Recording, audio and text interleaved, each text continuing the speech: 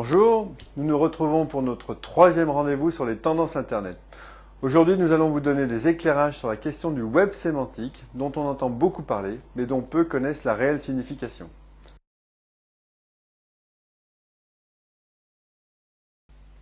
Par opposition au web 1.0, qui était essentiellement un web consultatif, un web de spectateurs, le web actuel est très collaboratif, très social. On l'appelle de façon un peu rapide web 2.0.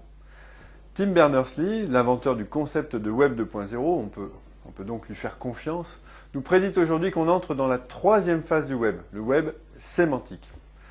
Pour résumer, les hommes peuvent aujourd'hui collaborer, mais les machines, malgré les apparences, ne disposent pas encore de standards leur permettant de le faire.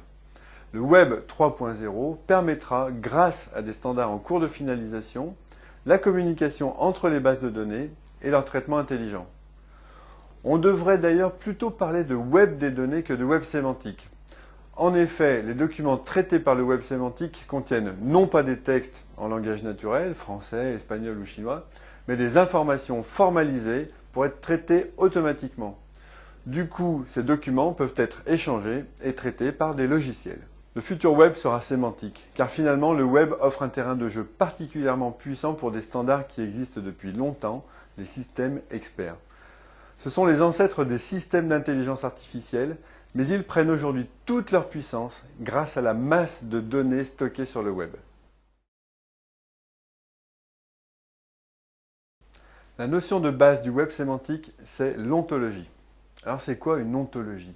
Eh bien c'est une représentation des propriétés de ce qui existe dans le monde réel, dans un formalisme permettant un traitement informatique. Et il y a des ontologies dans tous les domaines.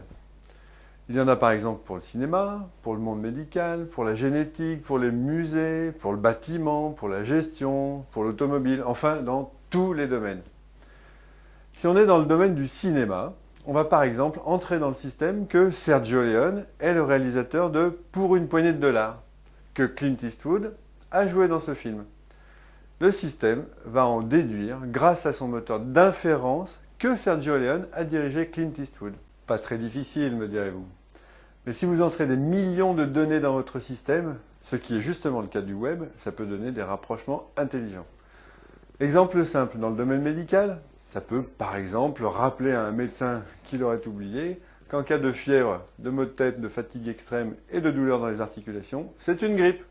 Et rappeler à cet étourdi quel médicament donner. Ça n'est qu'un exemple de base.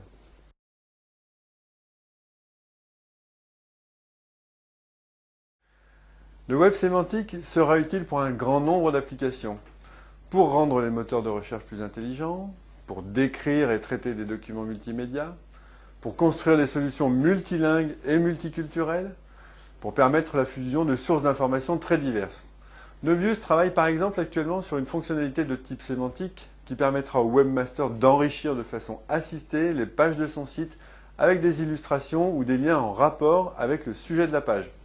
Par exemple, ce système intelligent comprendra qu'on parle de l'acteur Clint Eastwood dans une page et il proposera de lui-même une photo de l'acteur ou un lien vers la page de Clint Eastwood sur Wikipédia, mais aussi une photo d'un de ses films ou encore un lien vers la page web de Sergio Leone, puisqu'il aura en quelque sorte compris qui était vraiment Clint Eastwood. De façon générale, le web sémantique n'en est encore qu'à ses débuts et il est encore complexe de développer des sites avec ce genre de fonctionnalités. Malgré tout, il faut prendre l'habitude de raisonner sémantique en installant par exemple un système de nuage de tags sur son site, mais aussi en structurant ses données au maximum. On ne comprend les règles d'un jeu qu'en y jouant. Pour finir, je vous remercie de votre écoute et je vous donne rendez-vous pour le prochain épisode des Tendances Internet qui traitera de l'explosion de la vidéo sur le web.